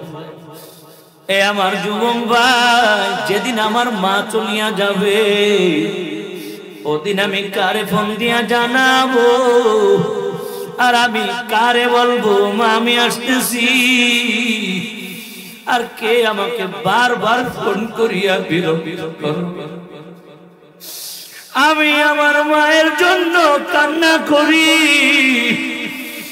দুনিয়াতে আসে এরপরেও কান্না করি। তোমরাও তোমাদের মা বাবারে ভুলিও না রে, একটু হাত উঁচা করিয়া একটু চিন্তা করে বলবা আজকে বাড়িতে যাইয়া মা বাবার পা ধরে কে কে মাফ চাইবা? 2টা হাত উঠাই একটু বলো, আমি একটু 2টা হাত দেখতে চাই।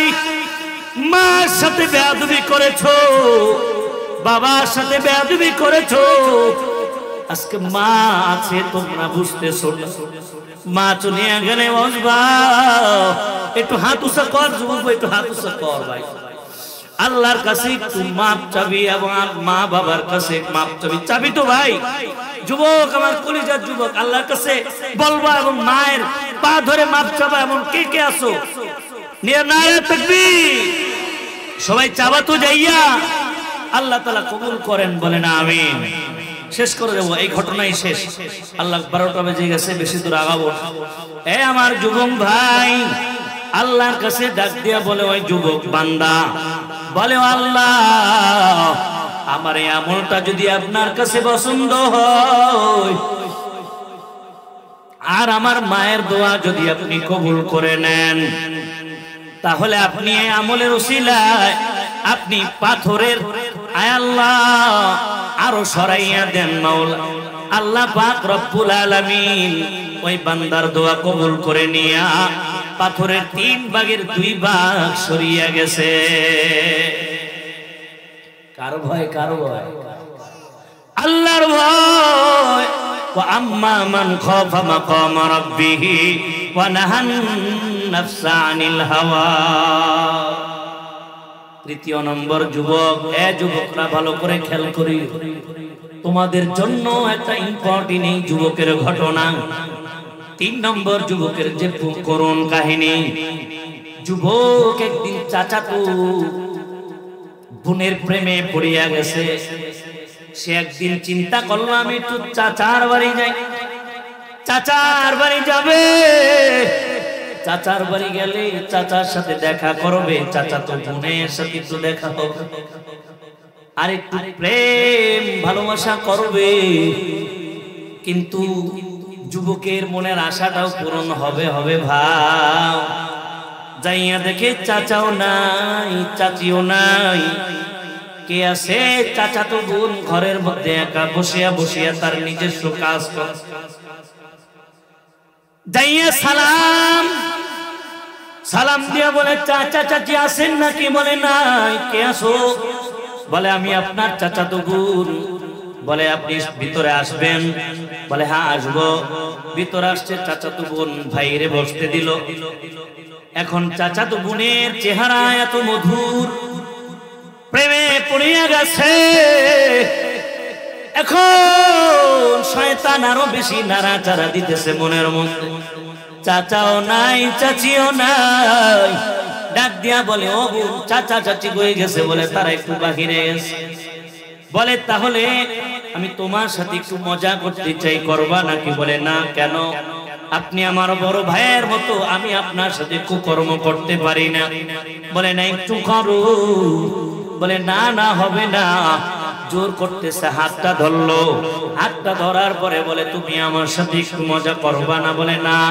বোনকে ধরিয়া মাটির নিচে শোয়াইয়া আর ডাক দিয়া বলে, ও আমার ভাই, তুমি আমার জন্য তো হালাল হয়ে যাইতে পারো, আমিও তোমার জন্য হালাল হয়ে যাইতে পারি। পদ্ধতি আছে তো। তুমি হারাম ভাবে আমারে ভোগ করিও না। তোমার কাছে আমি মাপ চাই, আমারে ছাড়িয়া দাও। তুই এমন করো কেন? তুই তো যুবতী, তোর মধ্যে কি প্রেম ভালোবাসা কিছু নাই? বলে আছে, কিন্তু আমি আল্লাহর ভয় করি।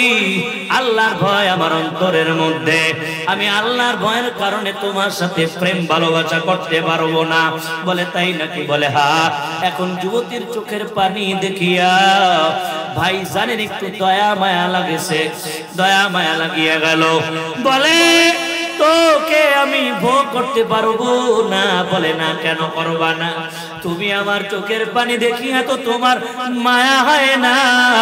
বলে না না রে বোন, আমি তোরে ছাড়িয়া দিলাম, যে আমি তোর সাথে কোনোভাবে অপকর্ম করবো না।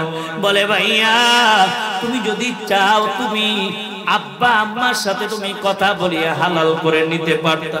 তুমি আমার সাথে আজকে যা করছো আমি কোনোদিন ভুলবো না। বলে বোন, তুই আমারে মাফ করে দে। আমিও তোর মতো আমি আল্লাহর ভয় আমার অন্তরের মধ্যে ঢুকাইলাম।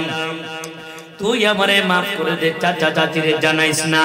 তবে ভাইয়া, তোমার মনের মধ্যে যেহেতু আল্লাহর ভয় ঢুকিয়া গেছে, তুমি আমার আব্বা আম্মার সাথে তোমার চাচা চাচির সাথে কথা বলিয়া হালাল করে নিতে পারো।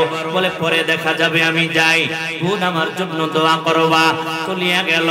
আল্লাহর কাছে বলতেছে, রে মালিক, আমার এই তোমার উপরে ভয় যদি তোমার কাছে পছন্দ হয়, ও আল্লাহ গো, তুমি দয়া করে আমাকে মাফ করে দাও। আল্লাহ আল্লাহ পাক রব্বুল আলামিন বাকি অংশটা ওই পাথরের তার কুদরতি ক্ষমতার মাধ্যমে সরাইয়া দিয়েছে।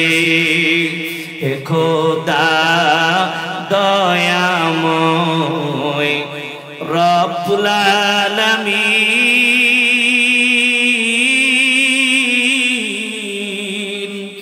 জীবনে মরণে ভয় কি হবে সেদিন হে খোদা।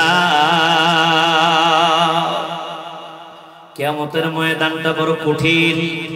এ আমার যুবক, তোমাদের কাছে আমার একটা অনুরোধ রে আমার যুবক ভাই, তোমারে আমারে আল্লাহ দুইটা হাত দান করছে। ও আমার যুবক ভাইরা, তোমারে আমারে আল্লাহ তাআলা দুইটা পা দান করছে, তোমারে আমারে আল্লাহ তাআলা দুইটা চক্ষু দান করছে। তোমার আমার কোনো দুঃখ নাই। কত মানুষের পা নাই, কত মানুষের হাত নাই, কত মানুষের চক্ষু নাই। দুনিয়ার এই সুন্দর দৃশ্য দেখতে পারে না, দুনিয়ার এই সুন্দর চাকচিক্যময় অবস্থা তো দেখতে পারে না রে যুবক। তুমি আমি কত সুন্দরভাবে দুনিয়ার মধ্যে বিচরণ করতেছি। আমি একদিন মাদ্রাসার মধ্যে একটা আওয়াজ পাইলাম, মাদ্রাসার ছাত্রদের ক্লাস করাই আমি যখন ওয়াশরুমে যাব গোসল করার জন্য, আমি হঠাৎ করে কানের মধ্যে আওয়াজ পাই, একজন বৃদ্ধ ডাক দেয়া বলে, ও আব্বা, ও আমার পথচারী মা, আমার একটা টাকা দাও, আমি দুপুর বেলা কয়টা ভাত খাবো, আমার খাওয়ার মতো কিচ্ছু নাই, আমার এক বেলা খাবার খাওয়ার মতো ব্যবস্থা করে। আমি ডাক দিয়া বললাম ছাত্রদের, ওখানে চিল্লা পাল্লা করে কে দেখো তো। ছাত্ররা আমার ডাক দিয়া বলে, হুজুর, একজন ভিক্ষু বড় অসহায়, সাহায্য চাইতেছে মানুষের কাছে তার খাবার দাবার। আমি বললাম কি অবস্থা একটু দেখার দরকার। তাড়াতাড়ি নিজের একটু সেভ করিয়া বাহিরে একটু তাকাইলাম জানলা দিয়ে, দেখি দুইটা পা নাই, হাঁটতে পারে না, শুধু মানুষের কাছে হাত দুইটা বাড়াইয়া চাইতেছে আর বলতেছে, ও ভাই আমার একটা টাকা দাও, আমি তোমাদের একটা টাকা পাইলে আমি কয়টা ভাত খাইতে পারবো, আমার একটু খাবার খাওয়ার জন্য কয়টা টাকা দিবানি। ও আমার যুবক ভাই, ও আমার বৃদ্ধ বাবা, ও আমার পর্দার অন্তরালের মা, আমি আপনাদের কাছে অনুরোধ করি, ওই মানুষটার মতো আমাদের তো কোনো অবস্থা আল্লাহ তাআলা করে নাই, আমাদের তো কঠিন কোনো অবস্থা হয়। ঢাকা শহরে যখন আমি সফর করার জন্য, শুধু এই লোকটা না, আরো কত হাজার হাজার ভিক্ষুকরা চাইতেছে, আর বলে ভাই আমার চোখ দুইটা নাই, তোমরা দুনিয়ার কত রং তামাশা দেখো, তোমরা দুনিয়ার অবস্থা দেখো, আমি দেখতে পারি।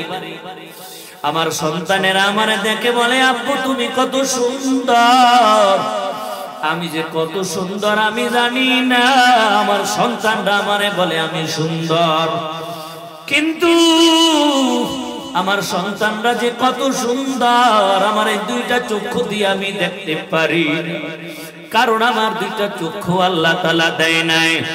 ও যুবক, তোমাদের কাছে অনুরোধ, তোমরা দুনিয়ার জমিনে থাকা অবস্থায় তওবা করিয়া দুনিয়া থেকে বিদায় নাও। ও যুবক ভাই, আমি একটা হাদিস পড়েছি, এই আয়াতের সমন্বয়, আলা ইন্না জাসাদিল মুদগা ইদা সালুহাত সালুহাল জাসাদু কুল্লু ওয়া ইদা ফাসাদাত ফাসাদাল জাসাদু কুল্লু আলা ওয়াহিয়াল কলব। যেই বান্দার অন্তরটা মরিয়া যায়, যেই বান্দার অন্তরের মধ্যে গুনাহ থাকে, যেই বান্দার অন্তরটা অন্ধকারাচ্ছন্ন হইয়া যায়, ওই বান্দার শরীরটা দুর্বল হয়ে যায়।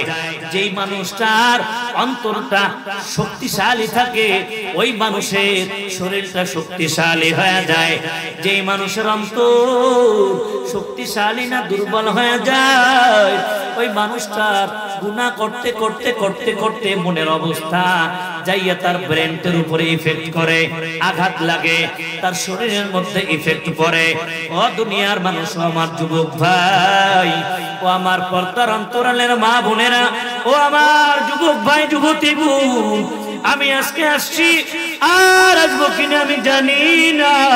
আমি তোমাদের কাছে বলিয়া যাই রে আমার যুবক ভাই যুবতী বোনেরা, শেষ তওবা করবা যতদিন পর্যন্ত তোমার অন্তরের মধ্যে তোমার আল্লাহ তাআলার ভয় তুমি ঢুকাইবা না, যতদিন পর্যন্ত তুমি অন্তরের মধ্যে ঢুকাইবা না আল্লাহর ভয়, ততদিন পর্যন্ত তুমি গুনাহ ছাড়তে পারবা না।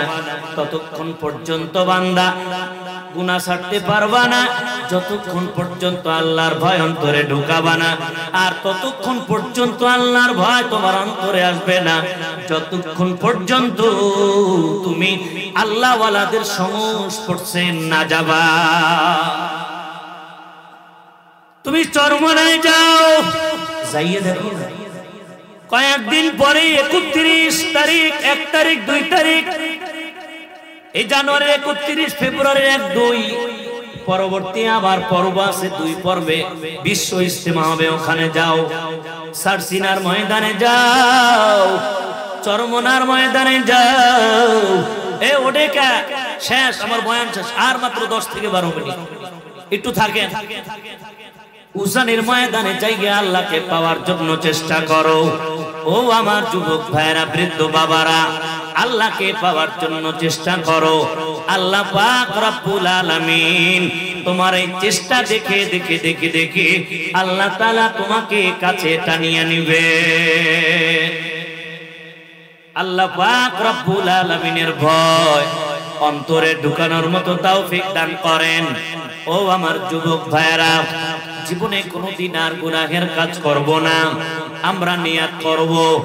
আর মা বাবারে কোনোদিন কষ্ট দিব না, মুরব্বীদের সাথে কোনোদিন বেয়াদবি করব না, আব্বা আম্মাকে সম্মান করব, মসজিদের ইমাম সাহেবের সাথে আমি ভালো সম্পর্ক রাখবো, আমি আর কোনোদিন দাড়ি কাটবো না, আমি আর কোনোদিন কোনো মানুষের সাথে বেয়াদবি করব না, আমি ভালো হইয়া চলবো, গুনাহের কাজ করব না, নেকের আমল ছাড়ব না। এমন নিয়ত যদি হয়, 2টা হাত আমার মাওলার একটু দেখাইয়া দাও। ও আল্লাহ, আপনি তাকাইয়া দেখেন, আয় আল্লাহ, আমার এই যুবক ভাইরা, আমার বৃদ্ধ বাবারা, আমার পর্দার অন্তরালের মা বোনেরা আওয়াজ, আয় আল্লাহ, সবাই হাত উত্তোলন করেছে। আয় আল্লাহ, আমার যুবক ভাইদের এই 2টা হাতকে আপনি কবুল করেন। আমার বৃদ্ধ বাবাদের 2টা হাত, আয় আল্লাহ, আপনি দয়া করে কবুল করে নেন।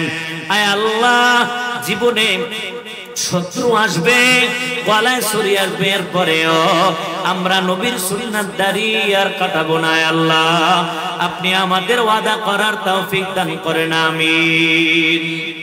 আল্লাহ আমাদের কবুল করেন। আল্লাহ পাক আমাদের যা কথা শুনলাম আমাদের উপরে আমল করার তৌফিক দান করেন, বলেন আমিন। এখন দোয়া হবে, এর মধ্যে কেউ উঠবেন না, দোয়া শেষ করে এরপরে আমরা যাব ইনশাআল্লাহ, ঠিক আছে? যারা দোয়া চেয়েছে তাদের একটু নাম বলতেই হয়, আশা করে দিয়েছে। রাইসা নামের একজন মেয়ে, ছোট বাচ্চা, তার জন্য দোয়া। রাসেল ভাইয়ের আব্বা মৃত, দোয়া চাওয়া হয়েছে। মেয়ে তার মৃত বাবার জন্য দোয়া চেয়েছে। হয়তোবা মহিলা প্যান্ডেলে আমার বোন আছেন,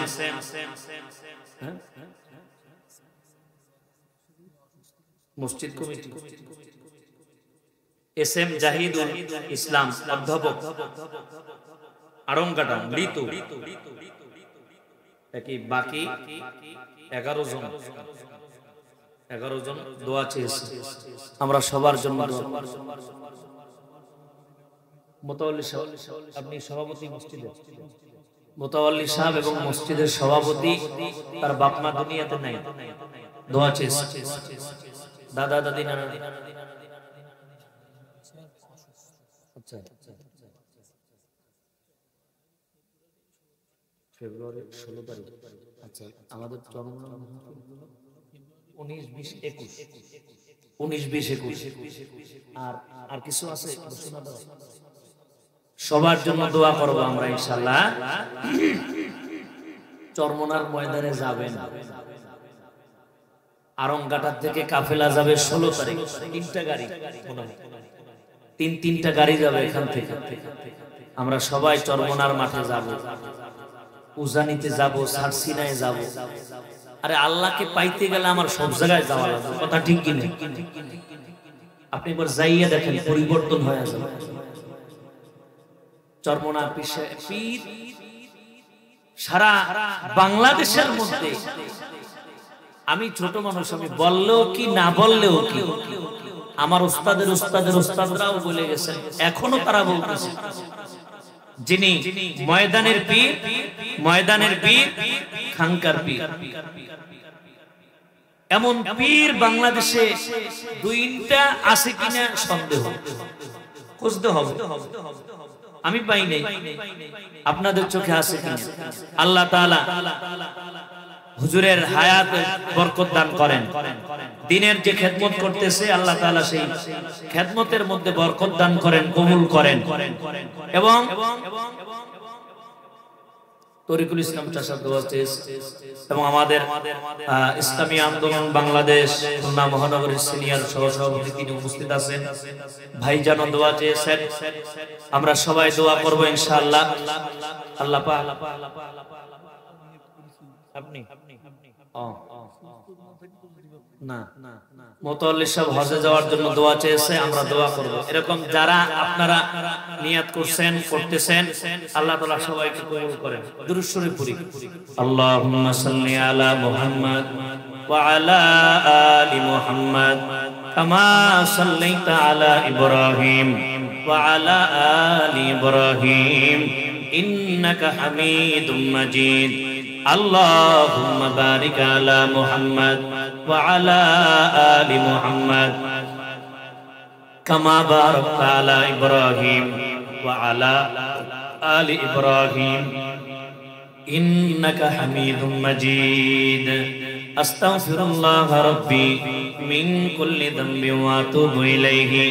لا حول ولا قوة إلا بالله العلي العظيم. জাযাল্লাহু আন্না মুহাম্মাদাম মা হুয়া আহলু, জাযাল্লাহু আন্না মুহাম্মাদাম মা হুয়া আহলু, জাযাল্লাহু আন্না মুহাম্মাদাম মা হুয়া আহলু। শেষ পর্যায়ে আমিও দোয়া চাই আপনাদের কাছে, আল্লাহ তাআলা যেন মুরব্বিদের পরামর্শ নিয়ে, এবং আমি আমার শায়েখ মুর্শিদ আল্লামা হাফিজুর রহমান সিদ্দিক ওয়াক্তা হুজুর দামাত বারাকাতুহুমের জন্য দোয়া চাই, এবং সকল আলেমদের জন্য, এবং আমার ওস্তাদ যার দোয়ার উসিলা আমি মুফতি ইলিয়াস জাহানাবাদী দামাত বারাকাতুহুম খুলনার কৃতি সন্তান, তার জন্য দোয়া চাই। এবং সারা বাংলাদেশের মধ্যে সুস্থতার শরীরে যেন খেদমত করতে পারি সে তৌফিক আল্লাহ দান করেন। ঢাকাতে এক মাদ্রাসার খেদমতে আছি, নিজেও মাদ্রাসা করার নিয়ত করতেছি। আল্লাহ তাআলা যেন আমাকে আমার দিলের নেক মাকসাদগুলো পূরণ করেন, বলেন আমিন। আলহামদুলিল্লাহি রাব্বিল আলামিন। والصلاة والسلام على سيد الأنبياء والمرسلين وعلى آله وأصحابه أجمعين. رب ارحمهما كما ربياني صغيرا. رب ارحمهما كما ربياني صغيرا. اللهم اجعلني في عين صغيرا وفي أعين الناس كبيرا. اللهم اجعلني من المستجابين للدعوات. اللهم اجعلني من المستجابين للدعوات. ও দয়ার মালিক, আয় আল্লাহ আপনার কাছে আমরা দোয়া করতেছি মালিক। আয় আল্লাহ আপনি তাকাইয়া দেখেন। আয় আল্লাহ এই আরংঘাটা উত্তরপাড়া বাইতুল নাজাত জামে মসজিদের আয় আল্লাহ ময়দানে মাহফিল আয় আল্লাহ আমার কত যুবক ভাইরা হাত উঠাইছে, আয় আল্লাহ পর্দার অন্তরালের মা বোনেরা হাত উঠাইছে,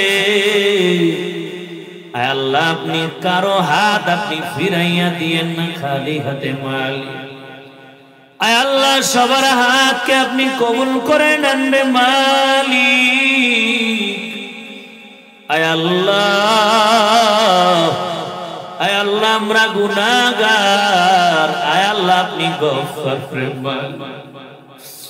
গুনাহ করতে আমরা ভালোবাসি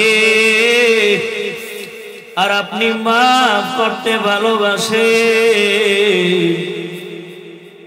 আপনার কাছে আমরা ক্ষমা চাই, দয়া করে আপনি আমাদের মাফ করে দেন। গুনাহ করে করে করে করে মাওলা এমন অবস্থা, আয় আল্লাহ আমরা গুনার সাগরে হাবুডুবু খাই। আয় আল্লাহ তারপরেও মনে আশা, মনে বড় আশা। আয় আল্লাহ আপনার কাছে আমরা দোয়া করলে, আপনার কাছে আমরা মাফ চাইলে আপনি মাফ করবেন। আয় আল্লাহ কারণ আমাদের আসমান পর্যন্ত যদি আমাদের গুনাহ ঠেকিয়া যায়, আয় আল্লাহ তার থেকেও আপনার রহমতের দয়া অনেক বেশি।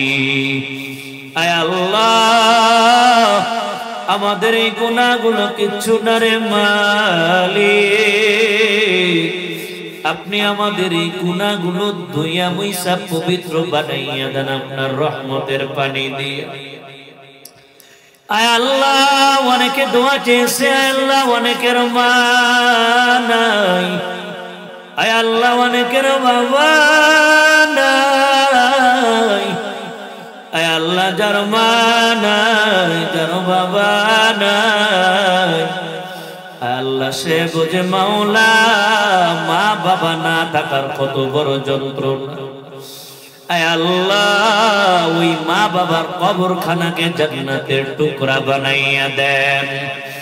আয় আল্লাহ যাদের মা বাবা দুনিয়ার জমিনে বেঁচে আছে রে আল্লাহ, আয় আল্লাহ আপনি দয়া করে তাদের মা বাবাকে সুস্থতার নিয়ামত দান করে। আয় আল্লাহ আমার মা বাবা দুনিয়াতে আছে অসুস্থ, আয় আল্লাহ আমিও দোয়া করতেছি মালিক, এবং আমি সবার কাছে দোয়া চাই আল্লাহ আপনি আমার মা বাবাকে পরিপূর্ণ সুস্থতার নিয়ামত দান করেন।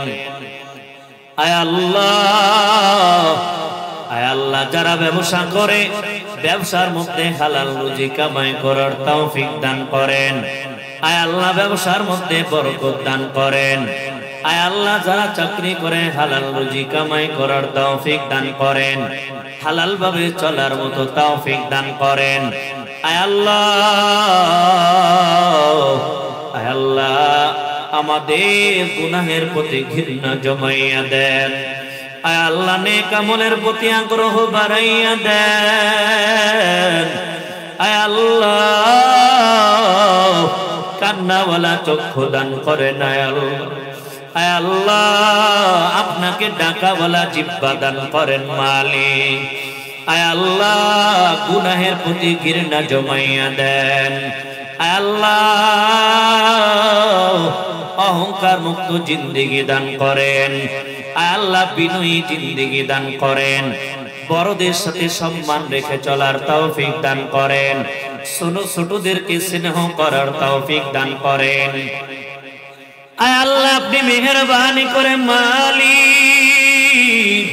আয় আল্লাহ যারা আজকে এত সুন্দর আয়োজন করেছে মালিক 2 দিন ব্যাপী মাহফিল, আয় আল্লাহ আজকে শেষ অধিবেশনের শেষ মোনাজাত, আয় আল্লাহ এই মাহফিলকে ভরপুর কামিয়াব দান করেন। আয় আল্লাহ, আয় আল্লাহ আমরা যারা বয়ান করলাম আমাদের সর্বপ্রথম আমল করার তৌফিক দান করেন। আয় আল্লাহ যারা শ্রোতা যারা শ্রবণ করলো তাদেরকে আমল করার তৌফিক দান করেন। ও দয়ার মালিক, আয় আল্লাহ বাংলাদেশের সকল মুসলমানদেরকে ঐক্যবদ্ধ হইয়া ইসলাম প্রতিষ্ঠার জন্য মেহনত করার তৌফিক দান করেন।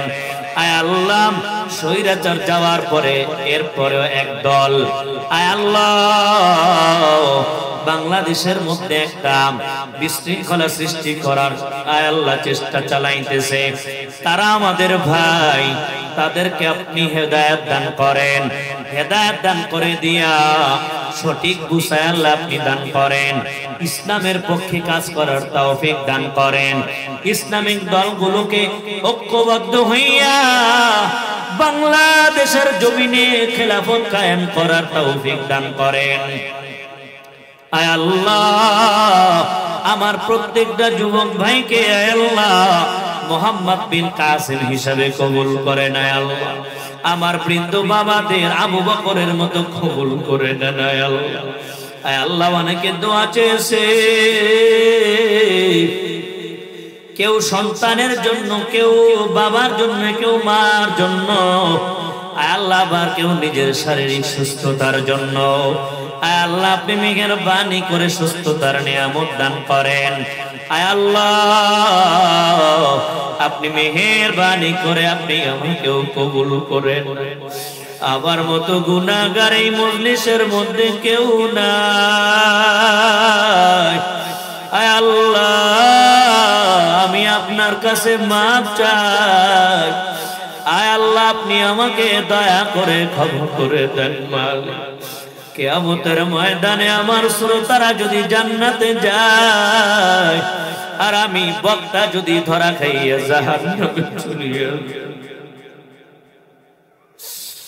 আয় আল্লাহ আমার উপায় কি হবে? আয় আল্লাহ ও আমার শ্রবণকারীরা, আমার শ্রোতারা, কিয়ামতের ময়দানে যদি আমি আপনাদের সামনে জাহান্নামী হয়ে যাই, আমারে আল্লাহর সামনে রিকোয়েস্ট করিয়া জান্নাতে নেওয়ার ব্যবস্থা করি। আল্লাহ ছোট্ট বয়সে আপনি চেয়ারে বসাইছে, এটা আমার বাহাদুরি না, এটা আমার মায়ের চোখের পানি আর আমার উস্তাদের নেক নজর। আয় আল্লাহ যে উস্তাদরা আমারে লালন পালন করে মানুষ করতেছে, এখনো করতেছে, যারা করলো এখনো যারা করতেছে, যাদের মধ্য থেকে মালিক যে যেইভাবে দুনিয়া থেকে বিদায় নিয়ে চলে গেছে, আয় আল্লাহ তাদেরকে জান্নাতবাসী করে দেন।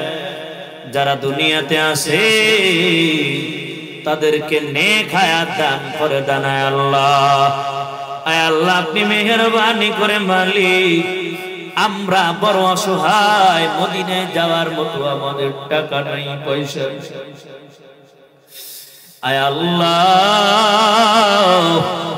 ওই মক্কাতুল মুকাররমায় যাওয়ার মতো আমাদের টাকা নাই। মনে বড় আশা ছিল যাব মদিনায়, সালাম আমি করব গিয়ে, সালাম আমি করব গিয়ে নবীর রওজায়।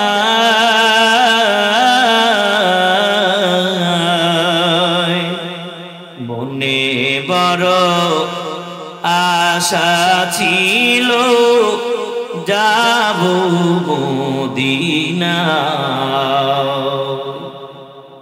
ও আল্লাহ ওই মদিনায় একবার আপনি জীবনে একবার হলেও নিয়ে, আল্লাহ যারা গেছে তাদের বারবার যাওয়ার মতো তৌফিক আল্লাহ আপনি দান করেন। আল্লাহ যারা আমরা কপাল ভরা যাইতে পারি নাই, জীবনে একবার হলেও যাওয়ার মতো তৌফিক দান করেন। আয় আল্লাহ মেহেরবানি করে নবীর উসিলায় করে দোয়া মোনাজাত কবুল করেন।